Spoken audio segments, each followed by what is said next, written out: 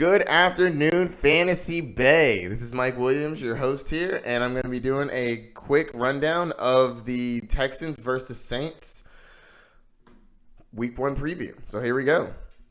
This game's going to be on Monday at 7:10. The over-under is at 53.5, which is a high over-under. I'm expecting a lot of points scored in this game, so you're going to want a lot of pieces of this. The spread is -7 for the Saints. I think that's an interesting spread. I would actually pick the Texans against that one. Anyways, so let's start off with the top. We're going to go with the Saints. Drew Brees. It's going against the Texans. The Texans have the 11th best defense against the quarterback. I think that he's still going to be fine. Very serviceable. If you want to start up Drew Brees, can't blame you. It's a Hall of Famer. I think that he's going to have a great week this week. He's actually a top 5 play for me. So we have the wide receiving core. And Michael Thomas just got paid. $100 million man. So obviously you were firing him up no matter who he's playing against. I'm not really touching Ted Ginn, but if you needed a flyer and wanted to throw something in there, Ted Ginn always has upside because he's fast. So now we're going to go to running backs. And, of course, you will be starting Alvin Kamara. He is a top 5 running back in the league. He's amazing. He's going to play every week, regardless of the Texans' top 10 defense against running backs. And Latavius Murray is now in the new Mark Ingram role, and I love him in this role. I think he's great at scoring touchdowns, and they're going to be in the red zone a lot. And on top of that, I do think that he's going to be a serviceable flex play. In such a high-scoring game, I want every piece I can get, and I believe in Latavius Murray in general. I think that he was going too late in drafts, and people are getting a steal taking him in the 9th, 10th round. So tight end, we have Jarrett Cook. I like Jarrett Cook. I think that he should have a good game. He was amazing in Oakland. I don't expect that because Oakland didn't have very many receivers, but I do expect he will have a good connection with Drew Brees, so fire him up. Okay, so now we have Deshaun Watson and the Texans. So Deshaun Watson is going against the Saints. They were 4th against the QB. Don't care. Fire him up. Deshaun Watson is great. And I have him as a top 5 quarterback this week as well. Great players play great against great defenses. I know Aaron Rodgers didn't play great against the Bears, but A, the Bears are special.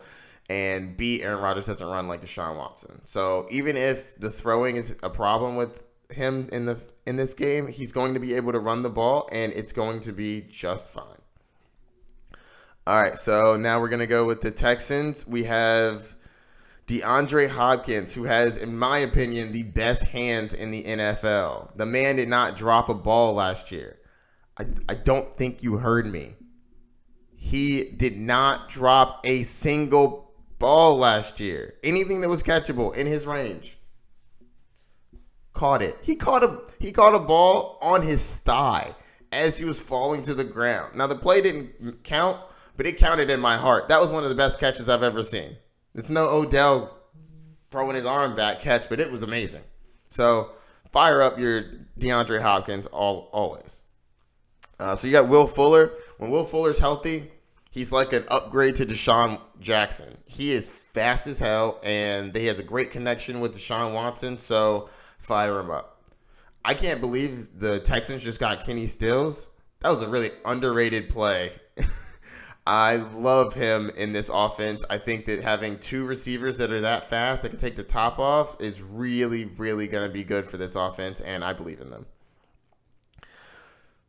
So now we're going to running backs. Unfortunately, Lamar Miller is going to be out for the year. He tore his ACL, but they traded for Duke Johnson, and I believe Duke Johnson is going to have a serviceable role.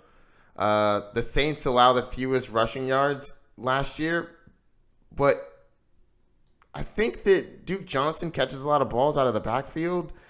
I know that Houston doesn't throw the ball to their running backs that often, but neither did Carolina before they got Christian McCaffrey. Sometimes you do what your players are best at, and if your players aren't best at catching the ball, why are you doing it all the time?